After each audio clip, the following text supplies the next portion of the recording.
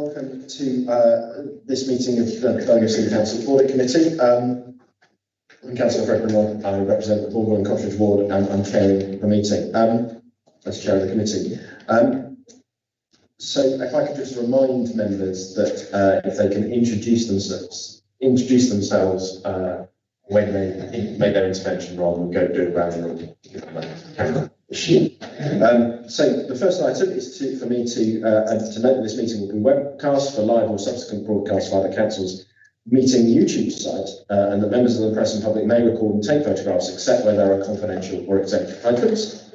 Moving on to item 2, and that's apologies. I've received apologies from Councillor Paul Tilsley, Councillor Henry Quinnan, and Councillor Simon Morrell for the committee that we are in this meeting today with those apologies, and I understand that there are apologies from Grant Thornton today as well. So we note that. Declarations of interest. Members are reminded that they must declare all relevant pecuniary and non-pecuniary interests arising from any business to be discussed at this meeting. If a disclosable pecuniary interest is declared, a member must not speak or take part in that agenda item. Any declaration will be recorded in the minutes of the meeting, so I give space for members to indicate any declarations of interest. None given, therefore need to be noted. Exempt information, a possible exclusion of the press and public. Item 4A, to consider whether any matter on the agenda contains exempting information with the meaning of section 100L of the Local Government Act 1972, and where it is considered that the public interest in maintaining the exemption outweighs the public interest in disclosing the information for the reasons outlined in the report. And if so, part B, if so, to formally pass the following resolution: resolve that in accordance with Schedule 12A of the Local Government Act 1972, as amended by the Local Government Access to Information Variation Order 2006, the public be excluded from the meeting during consideration of those parts of the agenda designated as exempt on the grounds that it is likely, in the view of the nature of the business to be transacted or the nature of the proceedings, that if members of the press and public were present, there be disclosure to them of exempt information. Can I have that agreed as a resolution? Thank you, guys. My view on the items is that although we have an update on the equal pay, I believe that report will not need to be taken in private session and should be here in the public meeting. So then I need to move to the minutes of the audit committee, the item number 5, minutes of the audit committee, the 26th of July 2021, to ask if there are any, if those minutes can be accepted or if there are any issues with those minutes. One from me. When we discussed the matter concerning payment to an interim officer, the minutes suggested, you said to me that that wasn't an appropriate subject for the audit committee. I don't think that's what you said, and I think therefore the minutes are inaccurate in that respect. I think you may have questioned whether we would do it in open or private session, but I don't think you said that we would preclude the audit committee from concerning itself how much consultants and interims were being paid. And I would certainly disagree with you if you had said, because I think it's often in these things the devil is in the detail, and we should concern ourselves with situations where public money is being spent like that. So if you agree, perhaps we can correct the minutes. Yes, I think, yeah, reflecting on my point, my point was that I didn't feel it to be appropriate to discuss in the open forum in the context within it. I think my view, and again, please make my misremembering this, was that in order to have that discussion, we needed to have it in the appropriate context within the audit committee, so that item, if you were to request that item were to be considered, we would consider how best to. So it couldn't come out. My concern was it was coming out of the blue to a direct. Does that make sense? That is what you said. Yes. Right. So I mean, whether you or I agree about that isn't the point. It's that the minutes reflect what was actually said. So yeah. So if we could, how best to amend those? Can you point us to the particular minute that you wish to put you as a challenge? So it's the bit on the education, wasn't it? Just get myself to the right place.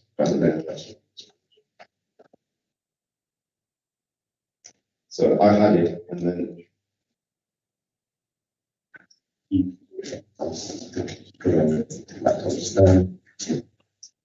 meeting of this committee on 26th of July. Oh no, yeah, Yes. Yes, so it's page 5 of 94, and it's right at the top of that page. Contractual details for the interim director of education and skills.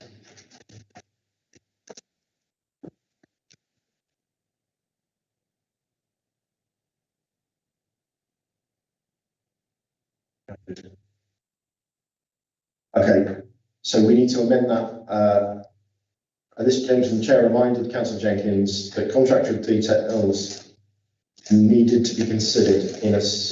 I'm just trying to. You don't have to read them, or should I just come? You got the gist of what I'm saying. Yes. Can we note that and issue a correction of the minutes, and I'll confirm what I propose to amend that to, and let you know that, Councillor Jenkins, so that you can check on the same place. I don't really take that more time. No problem. Thank you, Councillor Jenkins. We will make that amendment. Given that, with subject to that change being accepted by Councillor Jenkins on my proposal, are we prepared to accept the rest of the minutes?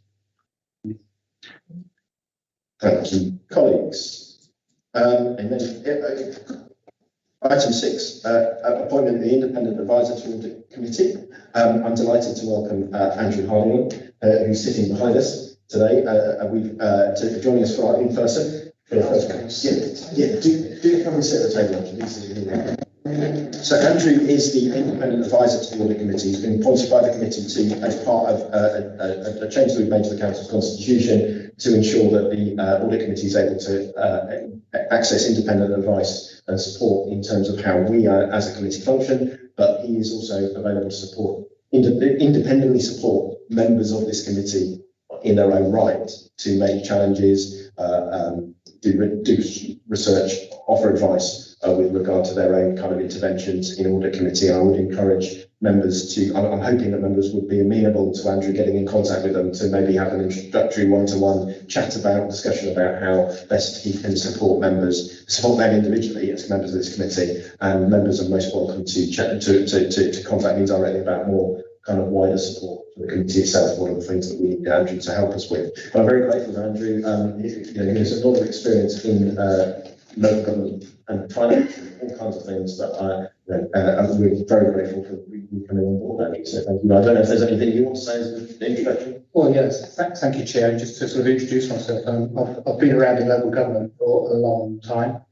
As a finance director for 2 unitary authorities in the past. And in my first unitary authority, I was instrumental in actually setting up the audit committee in that particular authority. So sort of saw it through its infancy and worked with members to help them to understand their role in audit as opposed to scrutiny. So one might say that I've got a passion for making sure that audit committees really work and are effective in their role, because they are quite different from the scrutiny function that operates within councils. So, as Councillor Grindrod said, I'm at your beck and disposal, really, and I'll make sure that Mandeep has contact details, email or phone, and I'm quite happy to have conversations with individual members of the committee on a confidential basis. I'm quite happy to have conversations with the committee if that helps at any point in time. So, although I live quite a way away, I'm afraid, I'm more than happy to come to Birmingham for day or part of the day that the meetings take place, and if you want to see me before the meeting at any time, then we can work that through and make arrangements. So if you want to have a virtual conversation, again, I'm happy to do so. So I'm here to help you make this committee one of the best committees in the City Council, and really effective in what it does. Thank you, Andrew. Very welcome, and we really appreciate that. And I do think that they do that with the benefits of virtual meetings, which enables us to make more use of Andrew. As a result of that. Andrew, thanks very much for that. I'll do it to the back benches. And messages well, I do encourage Andrew to contact Andrew separately on that. Item number 7 then, statement of accounts 2020 to 2021 and AFR progress report. That's a report of the Director of Council Management. I understand that Karen's unable to be with us today, so Sarah to come respond on that item and to introduce colleagues about hers. So I've got Mohammed Sadiq this afternoon, so Mohammed will be presenting both items 7 and item 8. Just very briefly, item 7 is to talk about the statement of accounts, where we are in the process of having those audited, looking at the timetable, but also thinking about the process to support this committee in improving those audited statements of accounts when they are due. So I can take it. Excellent. Thank you, Chair. Just won't take up too much time. The audit is progressing. I brought gave a briefing on the accounts at the 28th of June meeting, and then we held an evening session on the 27th of July where I went through the accounts. And since then, the audit has been continuing. And we're proposing to make 3 key changes to the accounts. And this is part of the development work that we are doing with the accounts to try to make them more streamlined and make them more accessible to the users. So the first change we are making is that we reassess some of the COVID grants that we've received. An accounting convention requires that where a grant is simply passing through the council's books, it doesn't get recorded as income expenditure. It's not money we're really spending, it's money that we're just passing on, but that shouldn't really be shown as council activity. So we've reassessed all the grants and we've identified that the business grant that we were given to pass on to businesses, we initially classified that as we had discretion over that. But having reviewed that, we believe it's better presented outside our accounts. So we're proposing to the auditors that we remove those grants from our income and expenditure. It's a net nil effect on our bottom line and our reserve because it's money that came in and went out. But we don't think we should show that in our income and expenditure. It just inflates that it was an activity that we controlled, or we should give the public impression that we had that discretion over that. The second one is on financial instruments disclosure. This is a note, it's quite a complicated note, and a lot of the disclosures stem back to the financial crisis we had in 2008 and the requirement to be transparent on which contracts we're into, what liabilities we're facing in terms of the loans we have, the financial assets we hold. So this note has always been audited and has been approved and has met the standard. But what we feel this year is that, as part of our improvements, that we can add more information on it, break down some of the numbers within the table so that it gives the reader a better understanding and a better impression of the council's true state of affairs. We had done this as before the draft were published, but we didn't have enough time to read these with the auditors. So for safety, we stuck with the old disclosures, but we've had discussions now during the audit with the auditors, and the auditors are considering those changes. And I'm confident that they'll accept these and we'll be able to move that stand in a good step for the future. Similarly, there's another note about IFRS 15, revenues from contracts with customers. This takes up 2 pages in the accounts, and we believe that this information is already in other notes in the accounts, and we can take 2 pages out of the accounts. It doesn't save as much time in officer work because it's work we still need to do and figure things out. But it does take out 2 pages of the accounts and allows the auditors to focus on. This note is a new note that came in. A lot of councils don't disclose this separate like we've done. So again, we've been transparent, but I think it actually clogs up the accounts. This goes back to when private sector firms had long-term contracts but were booking in income before they earned it. So it's more from a private sector context, and we don't think it's relevant from a public sector context where much of our income is actually through fees and charging service users or government grants in terms of contracted income. We don't really have long-term contracts where we're into providing service for 10, 15 years. So the risk to us is low. So that's another note that we're proposing to the auditors, again, that we take out. Again, it's correct, the note's fine, but we think this is a good time to do the audit, take it out today. That is a good step for the future.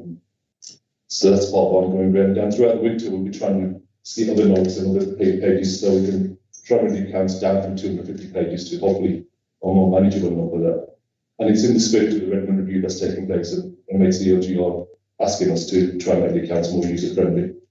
So those are the 3 key changes that have come about, and hopefully we can see them more improvements to the accounts rather than errors that have been spotted or picked up on during the audit. In terms of the process, we should have hopefully had the accounts audited by the 30th of September, but as mentioned in June, given the complexities of the audit process, COVID work and resourcing that needs to take place from our auditors, we're now hoping that the accounts will be audited, and Lauren from Groundwater, the next item will pick up that by the end of October. So at the October meeting, hopefully we'll bring, Grant will bring their audit findings report, and we'll bring a revised set of accounts for the committee to approve. Well, hopefully we can approve those accounts by the 31st of October. And finally, I'm happy to offer any more briefings to members on those particular items and advices that we are making offline, given the time. So, thanks, Chair. Thank you, Mohammed. That's incredibly helpful. This committee is very keen to see a more understandable accounts, statement of accounts. So, very keen to hear how that is made it more accessible. I wanted to ask a question with regard to the audit findings report update, and particularly one of the things that I've been kind of find a good way of navigating our paperwork is about risk registers, and particularly wanted to page 23 of the pack, which is recommendation number 20/01, Council Resilience and Financial Sustainability, and the way we're measuring those risks. I wanted to get a sense of whether that residual risk is low, impacted, medium, when it comes to the update that we have on that from September 2021, which is showing a forecast overspend.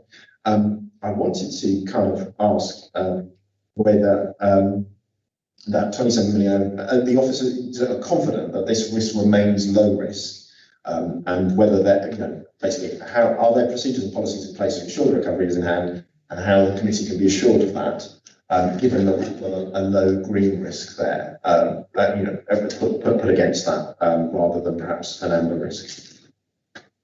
I don't know who would be best to answer that question, Sarah. I think the first point is that we are progressing that at Q1, which is a positive sign in the sense that the council is aware of its finances and it's able to identify that. It gives us 9 months in the year to try and mitigate that and try and control that potential overspend. So it is a forecast of the spend. It's not something that's happened. No, it It's something that it forecast to happen if activities continue as they are. But then it does give us the opportunity for about 9 months to try and work on that. Sarah, do you want that in? Yes, I think we've had conversation at the leadership team. There's been some work in there in terms of mitigating actions around that issue. So it's always a risk when we do a forecast because we're looking ahead. But as we get closer to the end of the year, there's more certainty around that. And so we are doing work early. I mean, this is the point of that piece, so it's actually having our forecast process going on as well through the MTFP as well as in year. And so we've got some confidence around some of the items that we selected through the work with CLT that will be making its way through into members and into as well in terms of what's happening with that. So we've got Q2 quite excellent too. Thank you for your explanation. I guess this committee previously has focused on the fact that sometimes the kind of understanding of risk management across the council is something that is improving, but isn't still quite where we perhaps would be assured that there's still some work to be done on that. And I just wondered if this was an example where we're confident of that low risk, and actually whether officers perhaps could consider whether that green is the right thing when we're talking about overspends. I'm not asking for a red. I'm merely saying, how are we those kind of risks where they've got, is it right to just say it this way? It's just just the kind of thing that I'd like to raise. I think just from my point, I think for me it's about making sure we've got a good process and good governance around it. So we flagged it as green process. It's not good to have an overspend. So you could almost do a red end if you're focusing on overspend. For me, it's about how we got a way of managing that, do we have good governance around that, do we have to do that's what we think. Any other? I got some comments, Chair. I'll more a member for legal and audit. In some respects, my comments follow on from yours in terms of risk issues. But I want to preface my remarks by saying that having spent another hour or so a couple of weeks ago with SIPLA, lauding the City Council's progress on a 3-star rating, I now have to question a little whether the transparency that I thought was in the system remains. In the audit findings report, there is a comment that, and this is the September 2021 comment, that in terms of the Commonwealth Games and partner funding, a proposed funding solution previously identified was approved by Cabinet on the 27th of July. I am indebted to this report for setting out some detail, and I'm talking about page 10 and 11 of the audit findings report, because the detail is not there in the Cabinet report that is cited in the audit findings report. If I just remind colleagues that what happened was that of the mixture of revenue and capital, which was envisaged 185 million for the Commonwealth Games, officers had identified partner contributions totaling 81 million, of which 75 million was assumed in the financial modelling for the Commonwealth Games spend. I recall through the Resources O&S Committee taking this issue up on a number of occasions, because it was clear from material supplied by finance that there was a big question mark on the contributions identified being wholly realised. And for over a year, it has been said that those contributions were still being sought. Indeed, in the audit finding, it makes it clear at the point at which these matters were referred last to this committee, back in June, the ambition was still to find those contributions.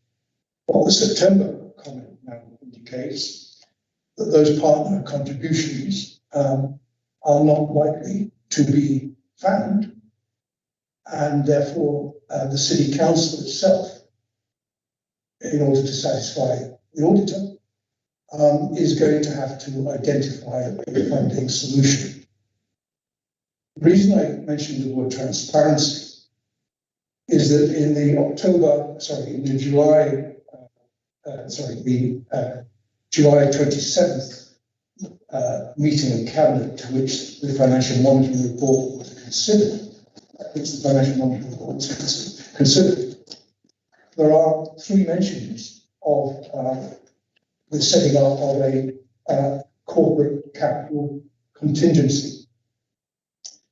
What the reference is, it's paragraph 2.11, it's paragraph 2.4.16, and in the appendix, it's paragraph 2.13.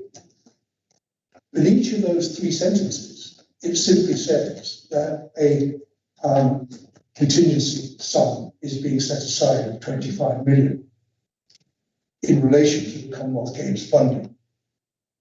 It doesn't say that it's to replace the partner contributions.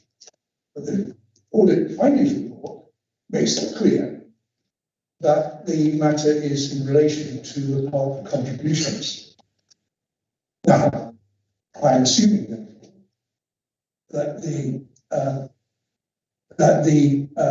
3 million expected from Coventry and Warwickshire Led, the 10 million expected from the universities, that the monies expected from other partners, which were previously not identified as yet delivered, have still not been found and will not be found.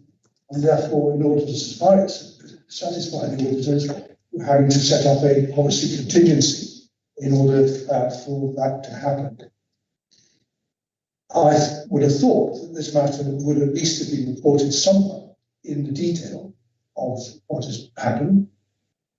So I turned to the meeting of the Resources O&S Committee, which was held on the 22nd of July. And I found within the papers on CMIS that the Resources Overview and Scrutiny Committee was not presented with the Cabinet report, albeit the Cabinet report was to follow on at a Cabinet meeting 5 days later. It had been previous practice to put a report onto the Resources ONS Committee, notwithstanding it had not been through Cabinet. It was in the public domain. And instead of the Cabinet monitoring report, I found a paper of 7 or so pages in length, where there was no mention of the 25 million policy contingency sum. In other words, it wasn't being reported in a way where others could perhaps question what this 25 million policy contingency was about. I'm indebted to the audit findings report for the detail. But I think in the light of the supposed transparency that we've now got this authority towards, as recognised by that SIP for 3 stars, there should have been greater clarity on this matter elsewhere within documents presented to different bodies within the council. So I'm taking this on to highlight what is in the audit findings report and suggest that our colleagues in the Resources ONS Committee have a look at this issue. It was last looked at back in 2020, albeit an outstanding issue for Resources ONS was indeed the Commonwealth Games funding. Councillor, can I just be good for time in making the point succinct?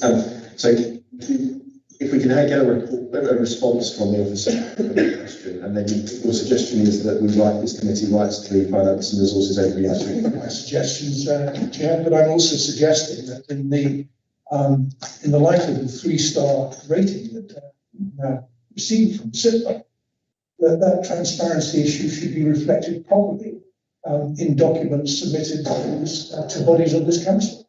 And I'm saying that the policy contingency, which has now been set up by the executive, which I welcome them setting up, and indeed the auditor has required, I think, this matter to be dealt with in this way.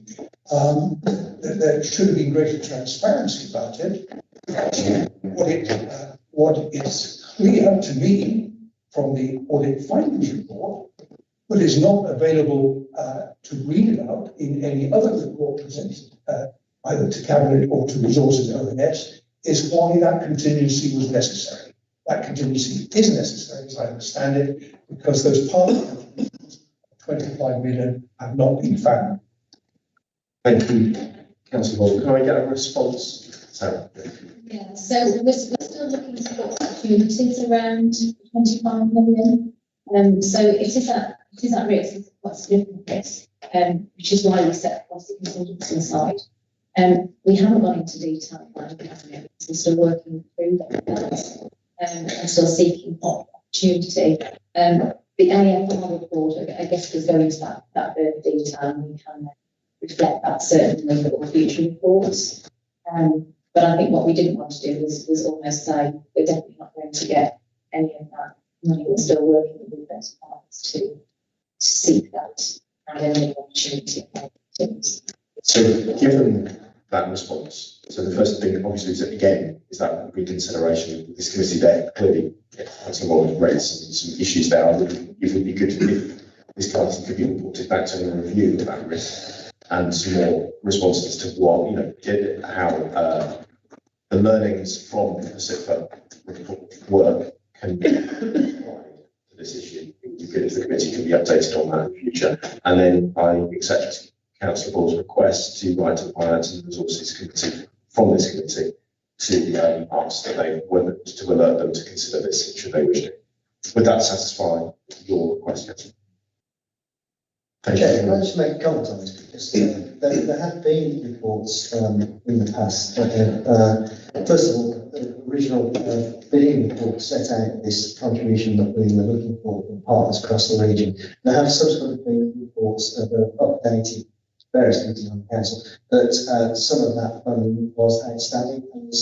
As Sarah has just indicated, we have been trying to secure the remaining £25 million worth of funding. Clearly, if that was not going to be forthcoming at some point between now and the games, we'd have to come up with a solution. And that's what the auditor, as I understand it, has written into his report, that they have requested that the council come up with a solution in the second half of 2021-22 and 22-23. Clearly, we would have had to do that anyway. Can't go on to the games without coming up with a solution to it. What I would say is it might be useful, or not necessarily this committee, but maybe the Resources Committee at some point in the future, to have an overall report about what the city has achieved from successfully being to host the Commonwealth Games. Because Councillor Ball is correct, we have made a commitment of £184 million worth of funding for the Games, and that's a significant sum of money. But that's based on a premise, actually, in Glasgow, that the economic return to the wider region is actually dwarf that number, and that is still the expectation for delivering the Games. But in addition to that, I'm going to suggest a report should be drafted that sets out not only the cost to the City Council, but also the benefits that have been derived to the city as a whole as a result of grants that have been drawn down from government and elsewhere, directly levered by the fact that we are hosting the Commonwealth Games. And I believe what you will find is that the £184 million is exceeded by money that's been drawn as a result of us hosting the Games. Thank you, Councillor. That's appreciated. I wonder also that if there is some kind of reports on that, on the experience of looking for that part of the funding, the other side of the Games, and reflecting on any challenges, so that should the city be in a similar situation, we can ensure that we're learning from that as well. Councillor Jenkins. Yeah, I mean, I think, are we finished on that? Because I think we're going to move on to the next question that I have. Yes, I've still got a question I'd like to ask on this agenda item, but I will take your question first if it's on this agenda item. Okay, so if you'd like me to move on to the next agenda item. No, on the same agenda item. Go ahead. But I think actually Councillor Ball's point there was transparency. I mean, you know, we supported the Games from the outset. I think it's a great thing. There's always this tendency to feel that as the financial situation deteriorates, the administration is trying to hide something. We always knew that the third party partner contributions were suspect. I think we should just say, you know, we got that part of it wrong, but as the leaders just said, you've been able to raise other grants that more than compensate for it, so that's okay then. You know, well, it's not quite that, because we're talking here about money that goes into the OC. What I'm talking about is grants that have delivered infrastructure around the city as a result of us hosting the Games. I also don't think it's fair to say that third-party contributions towards the Games were suspect. That's not a word I would use. And I would say to you that we tended to raise 75 million through partner contributions. We have successfully raised 50. So the majority of this money has been forthcoming. So can I just, I'm aware that some of these questions are getting into the leaders' portfolio session already ahead of time, and we may want to hold back on any specific question. And I'm aware that I need to move this item on. So is there a specific thing with regard to these two reports? There's a new question, but it's on the same agenda item. You mentioned about the payment of the grants, and I just wanted to say, and I agree with what you said about the grants passing through the account, so they shouldn't count as income and expenditure. It's just us handling the money. But I continue to get emails from angry businesses in my ward who are unable to receive the money that they're entitled to. And I refer to one in particular. This is from Mr. Peter Cookson, who's the Managing Director of Spear Travels. And Mr. Cookson has given me his permission to mention the exchange of emails. And his email starts off, "Hi, Maureen. This is a complete and utter total disgrace, and please pass my comments up as high as you can." Well, I think, at least in that respect, I am doing what has been asked. We have the Chief Executive and the leader. And this is a situation where Mr. Cookson feels that undue bureaucracy, undue compliance requirements, bear in mind they have already received money in the past, are obstructing the money that his business badly needs. So could I just ask that we redouble our efforts, one, to make sure that Mr. Coates' business gets the money to which it's entitled, but then all the other businesses that are concerned about this also receive the grants that they should get, and which we are really just administering. Sure, please pass on the details and make sure the relevant teams, because there's a number of teams, there's the business rates team that there's our business support unit that are looking at things within regeneration. So I'll pass on to the relevant officers a bit of which grants we're talking about. If I may do that, and then hopefully we can solve this. I do wonder, Councillor Jenkins, given the additional tasks that the council has taken on during the period of the pandemic, which are new tasks for the council in certain senses, whether again some kind of reflection should be done on how that, what the challenge was, and how effective the council was in acting on behalf of government to disseminate what was an incredible amount of money that was incredibly necessary to many businesses and organisations at that time. I do think it would be appropriate to review that at some point. I think it wouldn't be bad to That as an action for the committee. The final question I had, hopefully, from questions and challenges from the public on the account so far. We just had the one question. Okay. Again, that was linked to a request of a list of all the businesses that received business grants by the COVID. So we were able to provide that. I don't know why it's very required, but we were able to provide that information. That was the only question we had this year, just one more than last year.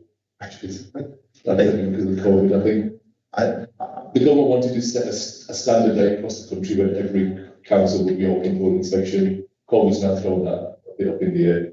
So that's so depending on when the council approved, the draft council approved, the very next day the public inspection starts. So every council, we were quite early, so we were one of the few councils to actually be the statute deadline, so we were able to do that on the 1st of July. But other councils didn't do it until mid-August, so we probably weren't aware as much. But we do put the notice on the website and thanks for Mr. away. And I'd have to say that Councillor Tinsley had asked that he would love to be at this meeting, but he's again asked me to make that pitch to the committee that finding a way of doing virtual hybrid meetings would be a really beneficial thing for councillors. So I wanted to make, he regularly asked that question, as you may not be aware from the previous thing, but I know that your predecessor used to expect that question from Councillor Tinsley. Thank you, colleagues, on that item. I'm aware that we're running behind time quite considerably, and I'm therefore delaying both the Leader and Chief Executive. My apologies. Welcome the Chief Executive joining us today, and also welcome Councillor Actor to join us. I have kind of indicated to the external auditors that I'll take a very short report now in order that you can be at this meeting for the most effective amount of time. So if I can invite the external auditor to come up. Mohammed, are you able to move back from the external way? That's fine. Thank you very much. Lauren can grant points and your progress. Oh, before I do, can I just agree the members on the statement of accounts and the audit findings report with the notes that we've made, those actions of writing to the Finance and Resources Committee and the potential reviews that we've suggested. Can I get that we note both of those reports? Thank you. Okay, thank you. So in the interest of time, I will take the report as read, and I think Mohammed did a great job highlighting the significant changes that the council are proposing in the financial statements. There are a few more non-material issues that we've identified which are set out in the report, but there are just a few things that it's worth sort of making sure you are aware of within this report. So the first one is that there are additional significant risks for the audit this year, which were not included in our audit plan. So when we receive the draft financial statements, we sort of re-perform our risk assessment and see if anything's changed that we think warrants us changing our approach. So under the auditing standards, there is a presumed risk that revenue is improperly accounted for, which can be rebutted, and in local government normally is rebutted. But this year, as a result of the sort of changes in funding regime and changes in some of those grant mechanisms as a result of the pandemic, we've decided that actually we can't fully rebut that risk, and that is relatively common across local authorities. And then linked to that, there's a public sector interpretation of that assumption, which is around misaccounting for expenditure. And for the same reasons, we've determined that actually that there is a significant risk for the audit within the council's expenditure this year as well. The financial statements audit is ongoing. Other than the issues that Mohammed's already mentioned, we haven't found anything significant to date, and we are still working towards issuing an opinion by the end of October. The value for money has been sort of decoupled from the accounts opinion this year, so we have 3 months from the date that we issue our opinion to give our report on the council's arrangements to secure value for money. So we are hoping to bring that report to you in November, all being well. And again, on the value for money, just to highlight that there are 2 significant risks which were not in our audit plan. So the first one being around the arrangements for the SEND service as a result of the CQC and offset findings. And the second one being around sort of IT, our IT audit, which was performed as part of our risk assessment and the implementation of the new ledger. Across all of the BFM risks, work is ongoing, and we will obviously update the committee at the next meeting. And that is all I was proposing to say. Happy to take any questions. Thanks, Lauren. Councillor Jenkins. Please. Can I confirm that you have had sight of an unredacted version of the Whitelands report, which, from what I can see, contains very significant risks, both financial and reputational, for the City Council, that you'll be factoring that into your risk assessments? I haven't personally seen it yet, but it's something that we will. Well, Grant Thornton. It's something that we will be looking at. So you haven't had it yet? I don't believe so. Okay, well, I think you join the rest of us in that respect. So when, Chair, will the audit committee be able to consider an unredacted version of what, one would assume, looking at the redactions, is a damning and very serious report?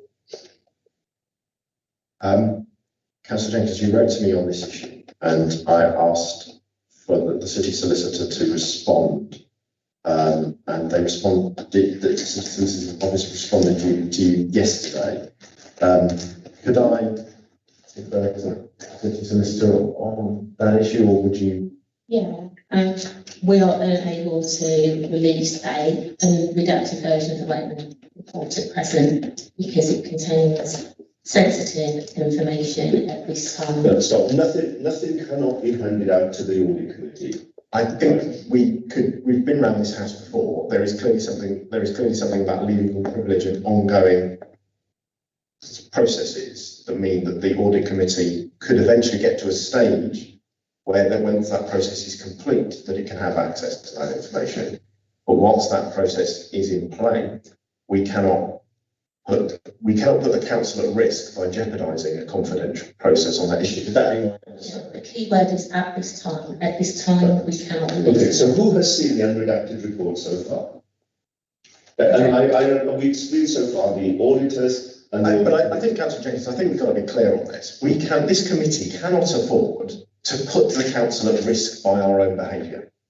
I think we've got to say that it is my commitment to you, as chair of this committee, that we will, once the process is finished, we can continue to ask the question, can we have an unredacted Whitelands report?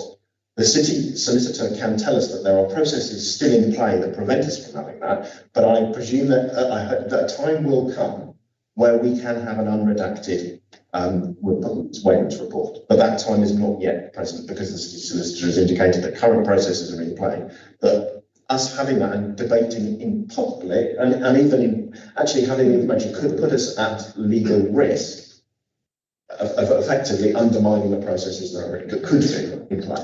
So we are the audit committee, right? But our job is to assess risk. If we are not trusted with that information to assess the risk associated, what is the point in having an audit committee? Because the issue is about the issue must be about potentially putting, the risk is we're balancing out 2 different risks. We're balancing out a risk of us having it and not having it, and our risk of us having it. At the time, the view must be that we cannot put the issue of the jeopardy of us having it is in a public forum could potentially undermine a process of the council. We could have a private meeting, couldn't we? I've never said that it has to be produced in a public forum. Why are we here for that? What's the point? Right. If every time the members of this council, that the council is delivering on its purposes for the people of Birmingham. Right, so when the city council said that this report should be produced, who was the client? Because we are being told that it was the chief executive who's no longer here, was the client, and that's nonsense. Right? You know, if the Wakeman's report is a report into the actions of the paid service, then essentially it is a report of the chief executive in order to ensure to look into what happened in the paid service. Now that report may well reveal issues that therefore trigger actions that might happen as a result of the report. Those actions may therefore be because of process and fairness of process and whatever, you know, transparency and again, in that fairness of process to the individuals. I'm trying to kind of think. Can I just say that the position is not going to change. I'm here to keep the council safe. If we release an unredacted version at this time, I put the council at risk of a legal change. So I think we're going round in circles, and the position is clear that an unredacted version will not be released at this time. When we say released, you mean it won't be shared with audit committee? We're not talking about publishing it in the Birmingham Mail. We're talking about giving it to the members of audit committee. So we are keeping documents secret from audit committee. Let's be clear. Well, I think it will not be released at this time. I think we'll go round in circles. I think it will be released to the audit committee at the right time when it poses less of a risk of change to the audit committee.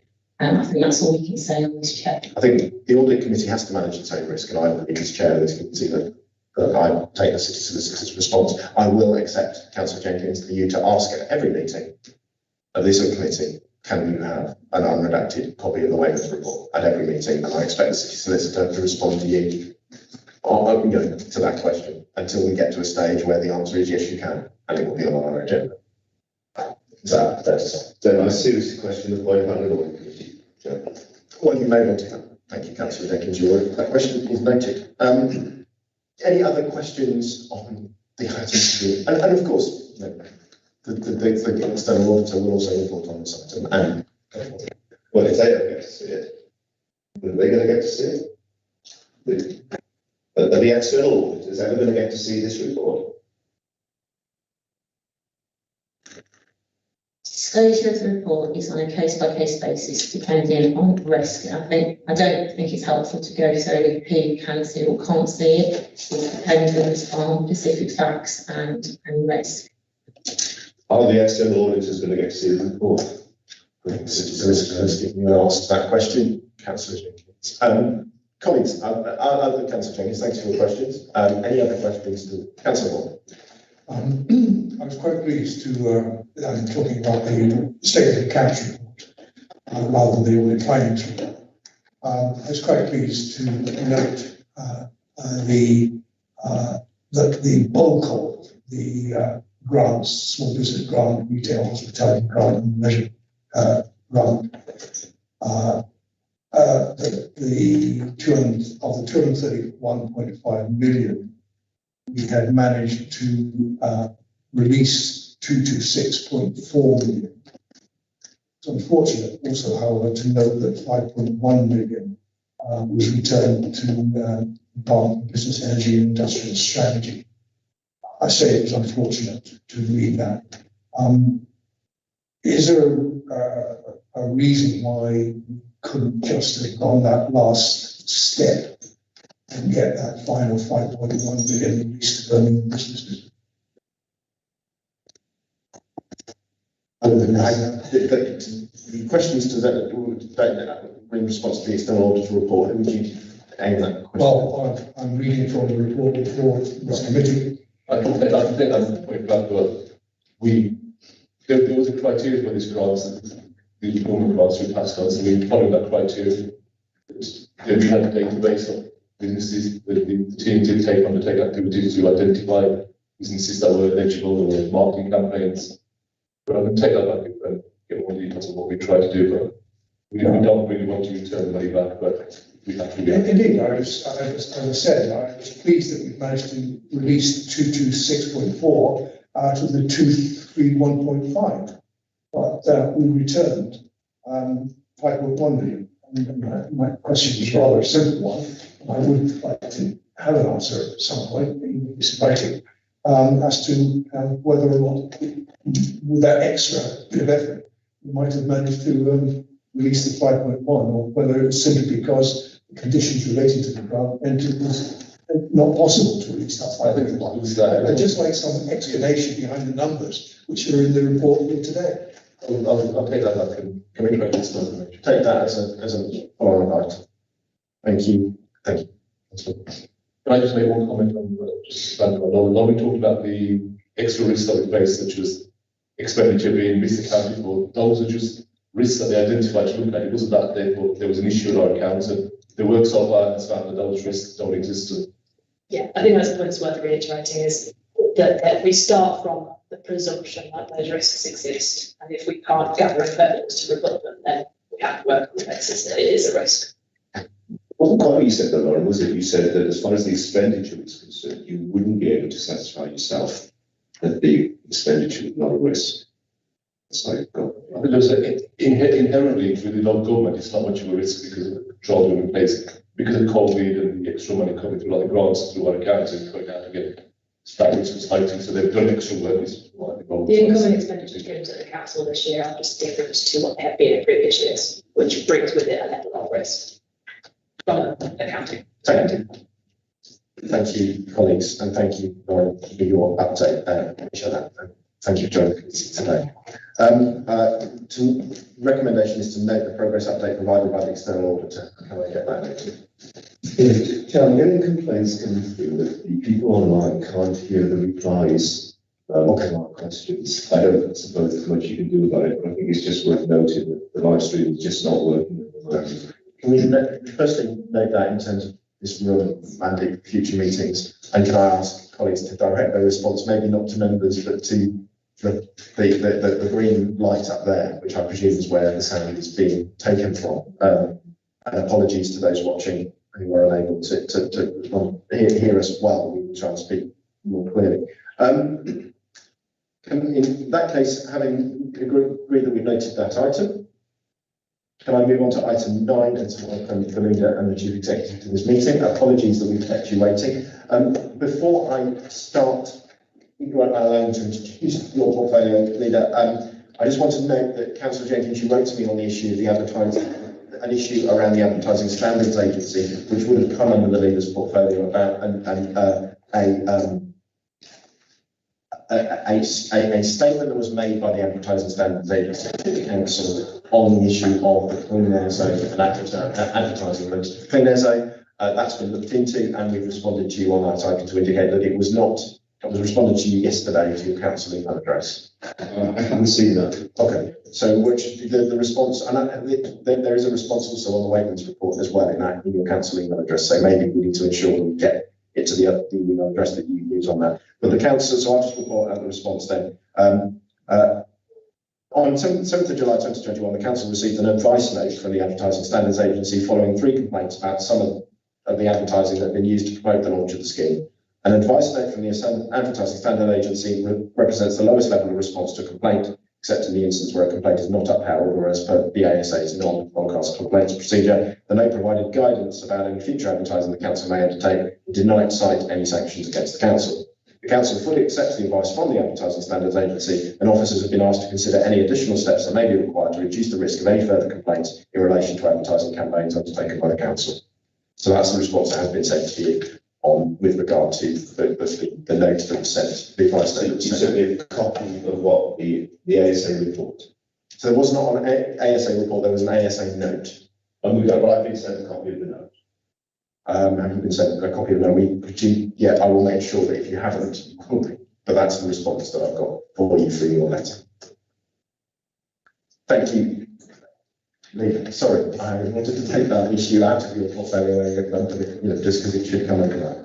Thanks very much, Chair. You've asked that we come and give you a presentation around assurance for the transformation programme. We'll do that in a few seconds. Reason's going to take you through that. But there are two other things I thought I'd just update the position on. The first is the issues that are raised in the Directorate Assurance Statement. And there are a short list of those. I'll just run through them so you're aware of what we're doing in response. First one is that planning and development has a significant number of large projects to develop, manage and progress. And in response to that, the planning and development section is continuing to proactively manage projects to minimise delays, stroke adverse impact through joint working with partners, and specifically in respect of the Smithfield development, which is the largest mixed-use development being undertaken anywhere in Europe. A new programme director has been appointed to provide additional support for the delivery of this major scheme. The second one is that the Planning and Development Service is continuing to deal with an increasing number of planning applications, both in terms of complexity and volume, at the same time as a reduction in headcount and ongoing recruitment and retention challenges. There is, in actual fact, a real challenge around recruitment of planners nationally at the moment in this country. To mitigate this, we are currently implementing a systems review to improve efficiency following a peer review of the planning committee by the Planning Advisory Service and through ongoing recruitment, including additional posts funding for increased planning fees to create capacity to respond to increasing demands on the service and the complexity of work. But as I've just said, there does remain a shortage of planners nationally. Third one is that the Housing Development Service is historically dependent upon sites within the council's ownership being made available for building new homes. In response to that, a broader range of sites is now being considered, including sites in private ownership, along with opportunities to work with registered providers to deliver more affordable housing where the council's own programme is challenged. And then finally, there are two issues that were raised through the annual governance statement. The first was around major projects, and that was that the council is involved in an ambitious programme of delivery, including a range of major projects, which include partnership working arrangements and sometimes complex legal agreements. Very much like the earlier one, this is connecting, I think, to the city's success. In mitigation of this, Cabinet has given approval to the creation of a fit-for-purpose corporate programme management office, so that the council can be assured and have confidence that major change projects are delivered as intended, to budget and on time. And then finally, Commonwealth Games, hosting the Commonwealth Games brings with it significant delivery expectations in terms of capital project management and delivery of legacy benefits for the council, as well as significant financial commitments. All of that's transparently, obviously true. And the council is, of course, alive to the delivery, financial and reputational risk associated with the Games, and it has active risk management and programme management arrangements in place to ensure prompt and timely resolution of issues. The second thing was that you wrote to me about the JNC panel agenda, suggesting that the agenda of the JNC panel meetings should include an agenda item for ongoing cases involving senior officers, and that we should provide a report on an annual basis to this audit committee. I hope you'll take this, my verbal report as that annual report. I can confirm that there has been a standing item in relation to ongoing cases involving senior officers on each JNC core panel agenda since January of this year. Given that that case is ongoing, I'm unable to comment further, I'm afraid. And then, as I mentioned earlier, the transformation programme assurance, Nina is going to take us through a presentation on that, but I'll pause at this point to see if you have any questions. Thank you, Councillor. Questions for Councillor? I have a question, but I'm conscious that I'm going first each time, so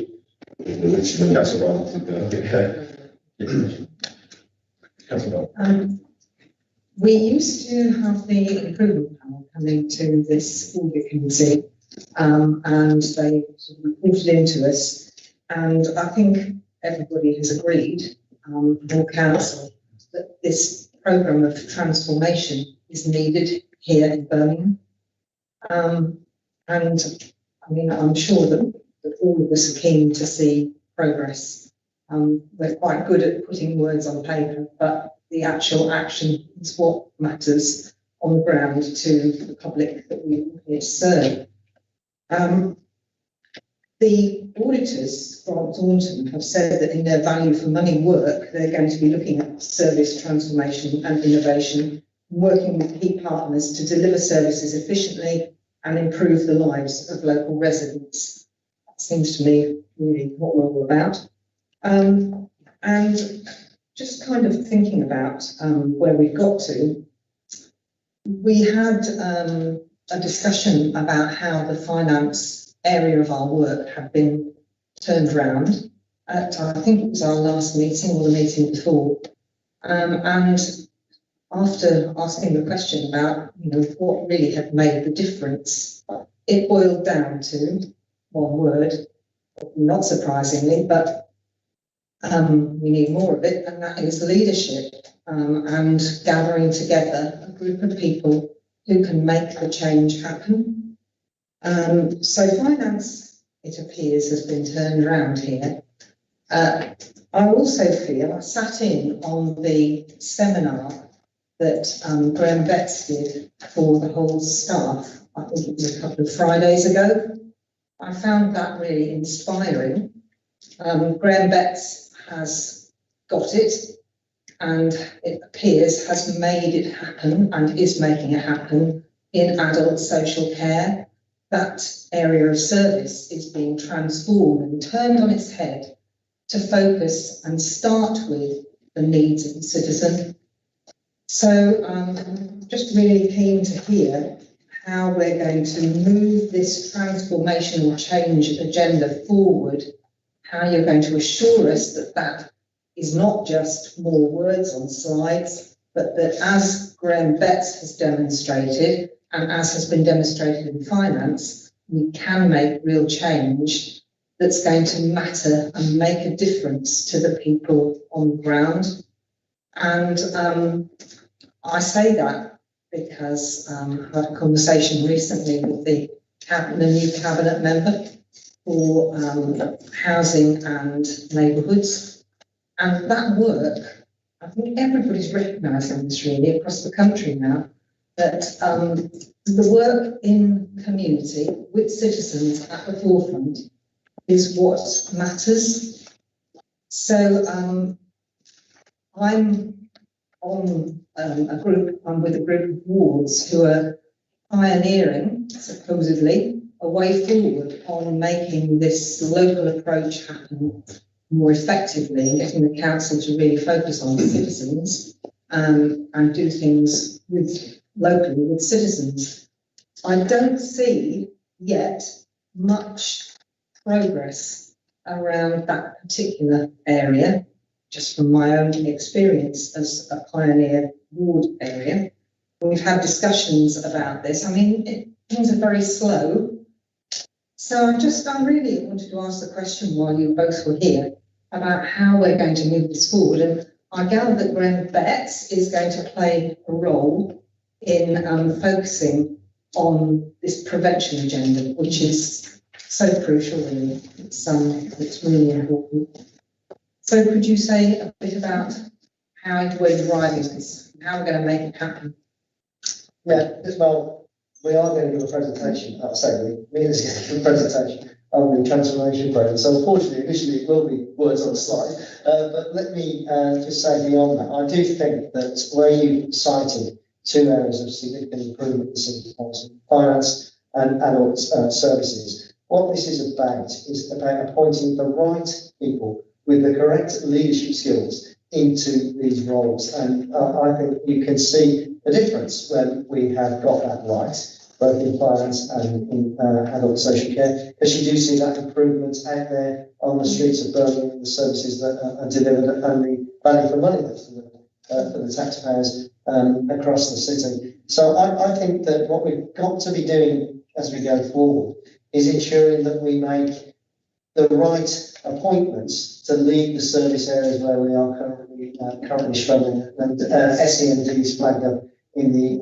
auditor's initial draft report, and we are aware of the need to improve that service. Indeed, a commissioner has now been appointed to help with that improved journey for the city council. So this for me is not rocket science, and I think it's about getting the right people in the right places, capable of leading these services forward. And we're working very hard to ensure that that is exactly what we do. Let me pass on to Chief Executive, who will then have some further comments. Thank you, if I may, Chair. You're absolutely right. This is the most important thing, and my top priority when I was appointed was to review the Investing in the Future programme, which Mina will take you through in some detail, but also to convert all of those interim posts into permanent and start to create a really high-performing team. My ambition and aspiration for the council is for the City Council to be the best performing City Council in the country. Now, that's not going to happen overnight, but the main supporting plank of that is having a top team that understands why it's here, the services it's got to deliver, and is prepared to work corporately. I think indications are really positive. We're developing the team, we're investing in the development of the team. They're not operating in silos, so every achievement is all of our achievements and every failure is all of our failure. Although I have to say, we're not going to focus on the failures, we're absolutely focused on achieving the best that we possibly can. The other focus is on performance management, and that's going to be about grip and pace. So it's not just about being clear about what we deliver, it's how we deliver and the pace at which we can deliver that as well, with the focus very, very much being on delivering for the residents of this City Council. And then aligned with that is a cultural shift in the organisation as well. And I've been absolutely clear to the staff cohort that good enough is absolutely not good enough for the residents of this city. So aligned with getting a permanent, high-performing top team, there is that cultural shift as well that I'm taking through the whole of the organisation, with the transformation programme supporting that as well. And Amina will take you through the transformation programme, but as you know, it's about fit for purpose council, and that's really about focusing on the enabling services. If we haven't got, good finance, good strong legal, good strong procurement, we're never going to have proper and appropriate delivery of our services. So the fit for purpose council has got to be at the heart of everything that we do. Early intervention and prevention, we cannot constantly be in crisis mode and dealing and allowing our residents to trip into high demand of statutory services. So we've got to focus on preventing people getting to that point in the first place and intervening at a much earlier rate. And Graham is leading on that work, which I'm pleased to say. And then inclusive growth. Councillor Ball, you know that this is something that's close to, I know it's close to your heart as it is with the leaders. And when I worked with Councillor Ball 30 years ago now, I think, which is making me feel incredibly old. Even at that point, we were very much focused on, if we see growth, which we absolutely need to see, we need to make sure that everybody touches, tastes and feels the benefit of that growth. So inclusive growth is all about good growth and making sure that the residents of this city benefit from it. So that's a quick canter through the kind of high level kind of context that we're placing the transformation programme. Thank you, Chief Executive. Thank you, Councillor Brather, for your question. Councillor Jenkins. I have now identified that there are two emails sitting there in the wrong account. I've asked that the emails be sent to a particular account, and yet still they are sent to the wrong account. But I'll attempt to read those before the next meeting. But I'm just trying to see when they came in yesterday. Well, I apologise that. Here we go, 10 to 4 in the afternoon. We're not all really highly paid officers in the public sector. Some of us have other jobs to do, and it's very difficult to fit in, demanding other jobs with doing this role. So we start at a significant disadvantage to those who are paid to do it full time anyway, in terms of holding into account and challenging. So to get it in at 10 to 4 in the afternoon before the day of the committee into the wrong account doesn't really give me much chance to look at those emails. I think that I accept that challenge, but I would say that those emails were sent to your councillor, at birmingham.gov.uk, and I do think that there is a need to be aware that is the most, for an officer to write to a councillor, then I think that's the appropriate account to use for an officer's perspective. However, I would also say that those emails were in response to letters that you sent to me as chair within the gap between the previous committee and this committee. So I'm merely highlighting that those have come to you. I'm happy to take any responses back from you on those and refer to them if necessary in the next meeting. But do ask your question to the leaders' portfolio as well. No, so only to say that I'll read those carefully, but I want to see the judgment, even if it was a lighter judgment from the Advertising Standards Authority, yes, because we made a lot of this at the time. We believe that misleading statements were made in terms of when it was known that a grace period was going to be given and when the adverts were put out. Well, you may scoff again, but if misleading statements were deliberately made to the public and other councillors, then that would be a very serious matter, wouldn't it? Okay. So let me study what's been said, and I'll come back. Thank you, Joseph. Thank you, Councillor Dixon. Thank you, Linda, for that. Thank you, Chief Executive, for your presentation. Thank you. Thank you, Chair.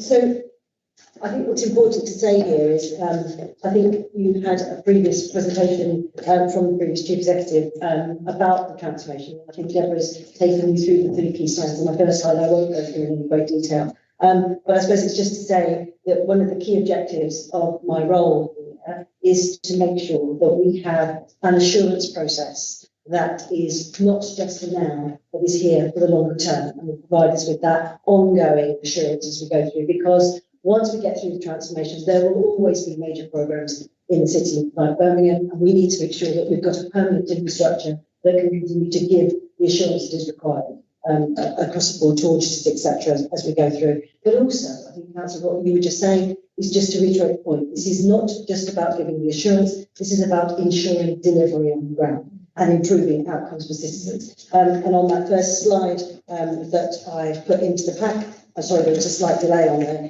you can see that I've deliberately put the bit about citizen outcomes always there, because we will always focus on making sure that the citizen outcomes are improved as part of this process.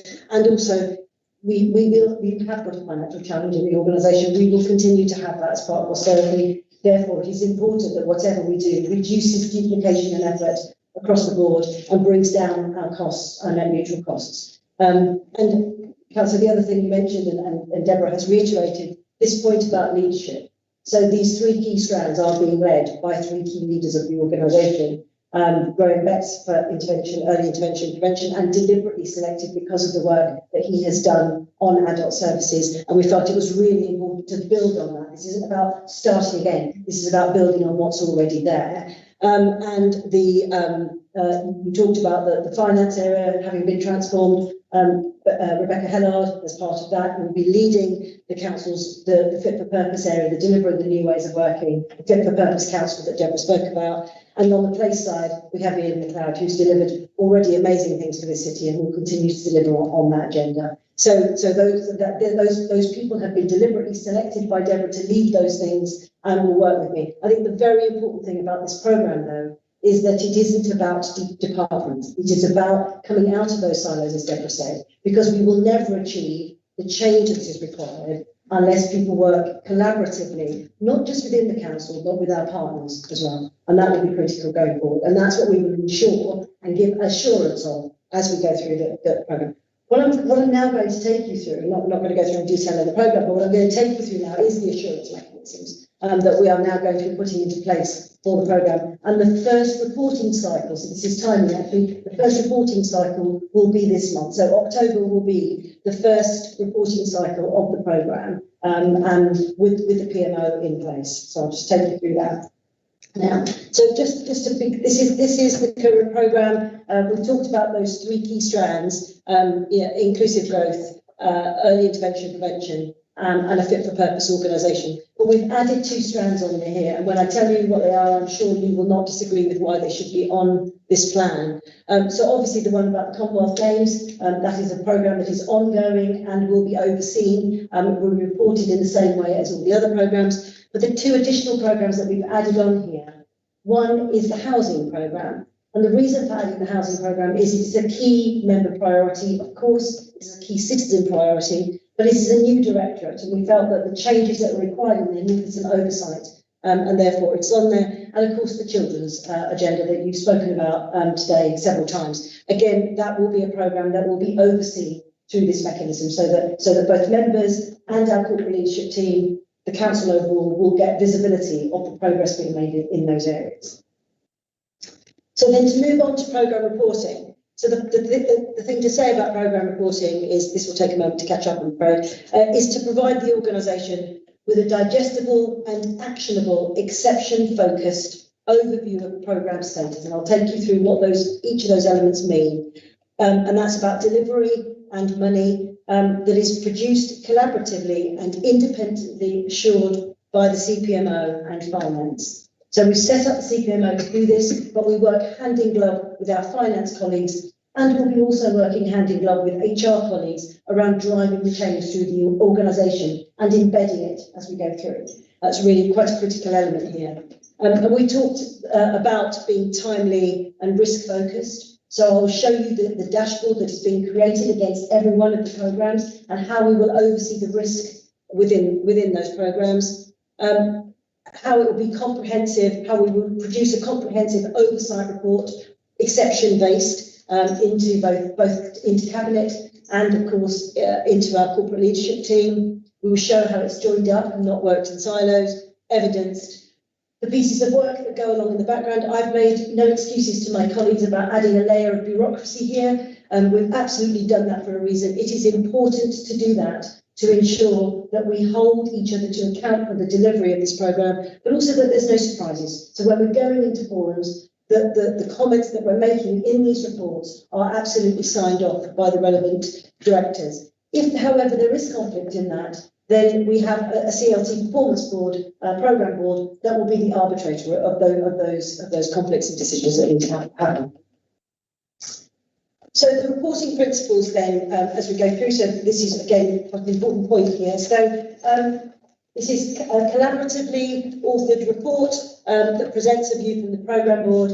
It's really important that we understand that the Cpmo is an independent body that sits within the corporate organisation and has a direct reporting line through to the chief executive. Okay, this is an ability to give both the leader and the chief executive some assurance about the delivery of these programmes. Independent. Sorry. Cpmo. Corporate Programme Management Office. Sorry.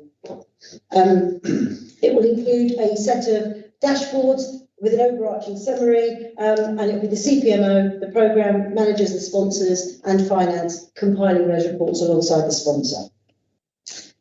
So the reporting development timeline, so we started this process in July, we consulted stakeholders and agreed the approach templates. We are now going for our first reporting cycle, as I've said, in October, and then we will refine it and repeat it, and keep going on that until we get this right. So this is the first time we're reporting this month. As I said, we will refine the process as we go through. So I don't expect you to see this next slide, which is the dashboard, because I'm going to take you through the key elements of that in a moment.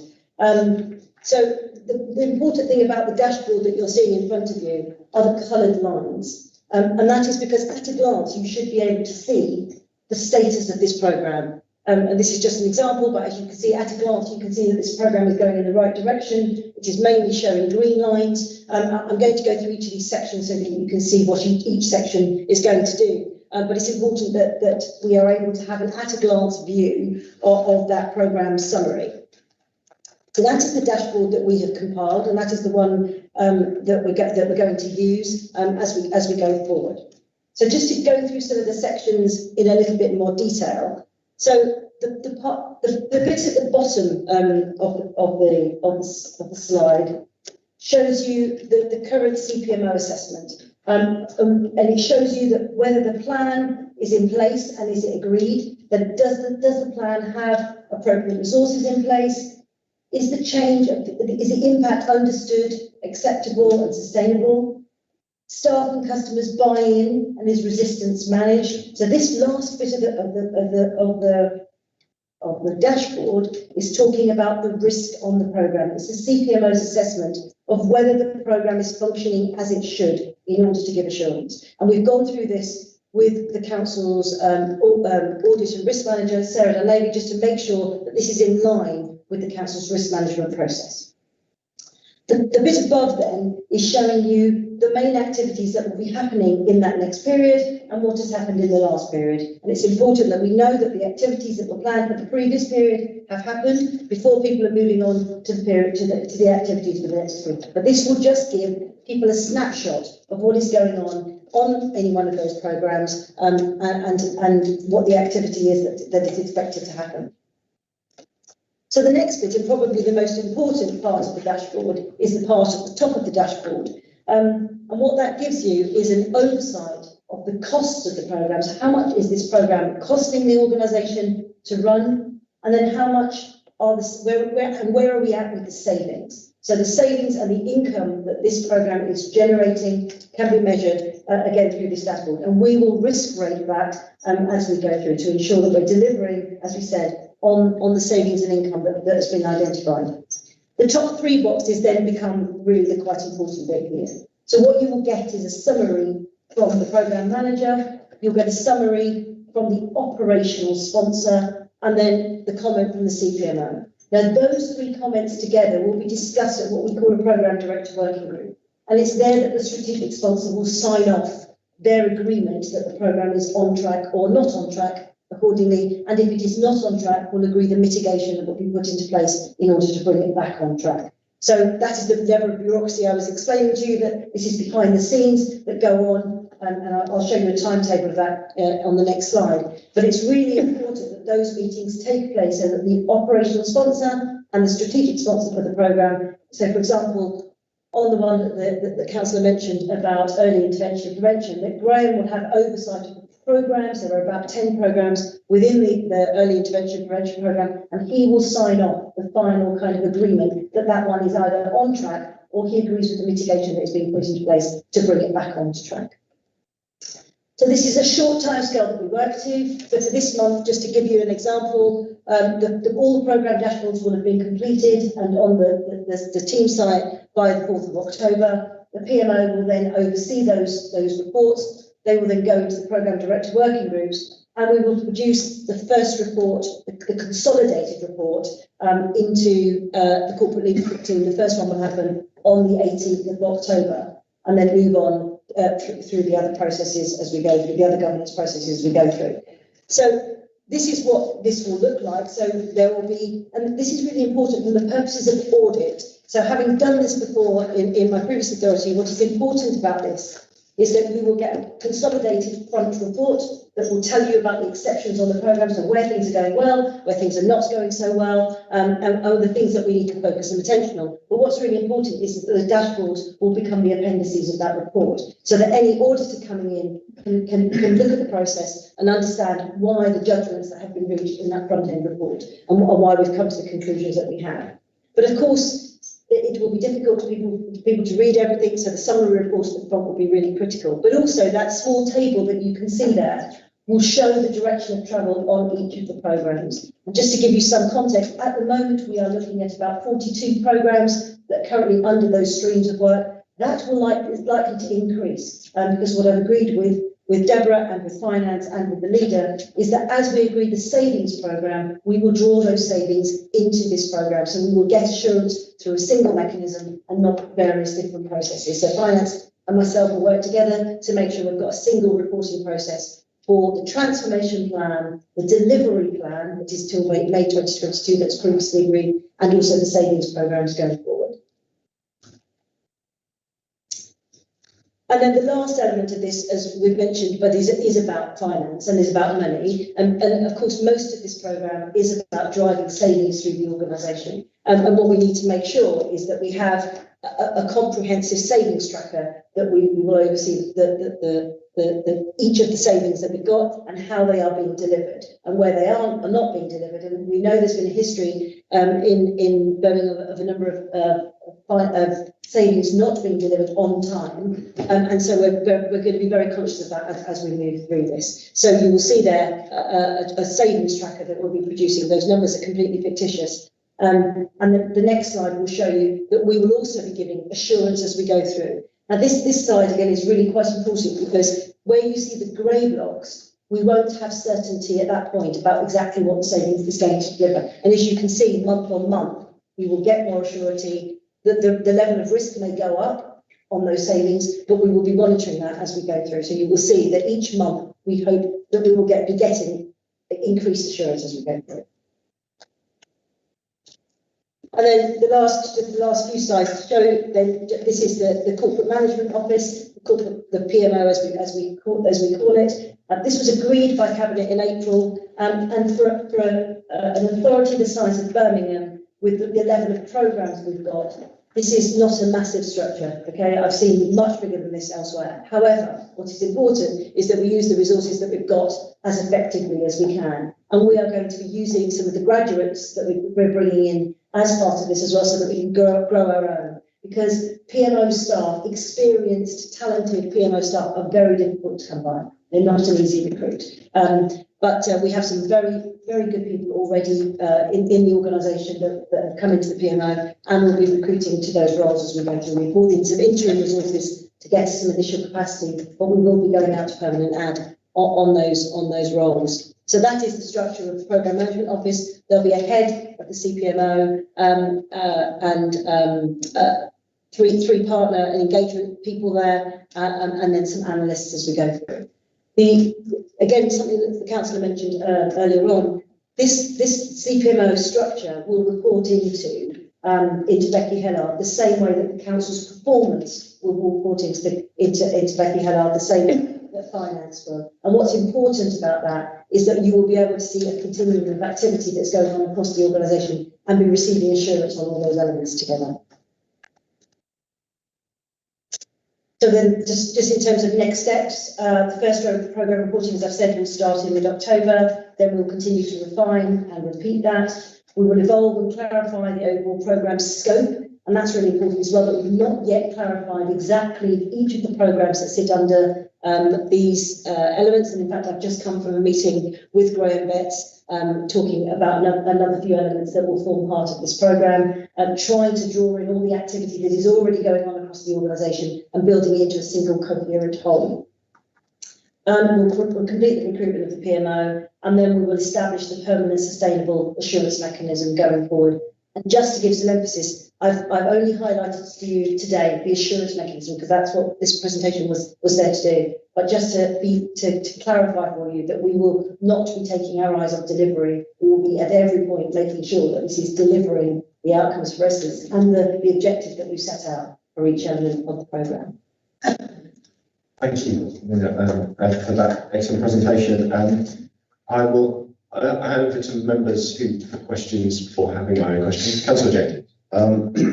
So, you know the Corporate Programme Management Office, that's a new institution, isn't it, that you set up? And who is the head of CPMO? We haven't recruited the head of the post yet. We have one of the grade sixes at the moment is performing that function, but we will be going out to permanent recruitment at some point. And grade six is, what's a grade six? It's the level just below that. So we've got somebody in one of those roles that came over from one of the existing business improvement structures. Right. Two posts came over into the new structure, and she's performing that role right now, but right. We will be recruiting to that role. Okay, now I don't disagree that we need a project management office. That's quite normal when you do big projects, with this programme or project management, much the same thing. But when we cost a programme, will we allocate an element of cost from the CPMO to that project? So, for example, we accept that if we're going to do a big programme, it has to be managed, it has to be reported on, and that's not for free. So what we should do is work out what it costs to run the CPMO and allocate a proportion of that cost to each project that it's responsible for overseeing. Are we going to do that? Or? Yeah. So there isn't plans to do that at the moment. However, this is part of the corporate overhead, and there will be a corporate overhead that will be applied to each programme. That's not just for the CPMO, that is for the cost of finance and HR and all of the corporate functions that go towards the administration of the programme. It wouldn't just be about the PMO. So there would be, in any programme, we might look at a corporate overhead that would be assigned to that programme and its costs. Okay, and the last question for me, and what is the annual cost of running the CPMO when all these positions are filled? It is approximately 750,000 Per annum? per annum. Thank you. Councillor Jenkins, any questions from Councillor Moore, Councillor Bridle, or Councillor Hunt? I don't really have a question because that answer was going to ask that very much to the positive on the programme. But I'm quite impressed with the dashboard, and it's quite clear straight away by looking at it, and you can just tell where we are with all the different programmes. It's pretty straightforward, self-explanatory, and again, we've been through it here in the audit committee. We have loads of reports and things to read through.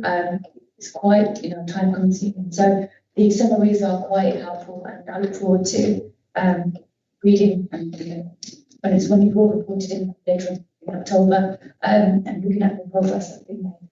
So yeah, that's quite a good dashboard. My kind of 2 points I've got really. One is slightly longer one. The first one is this committee has often expressed its concerns about how we get a culture of change through our organisation. This committee has sadly had reports from the internal auditor indicating serious concerns within the council in terms of most notably a lack of awareness of safeguarding issues and things like that. So we've had to have those reports. How does that transformational change in terms of how it works across the organisation, how can we get that into here so that this committee can see or be confident and be assured that the changes we're trying to introduce at the top, which are the right changes to do, we are going to everything we deliver. It's going back to what the purpose of this change is about. I guess that's my first question. The second question is, obviously, how will this get, the scale and the scope and the process in terms of, what are we talking about in terms of that scale and scope?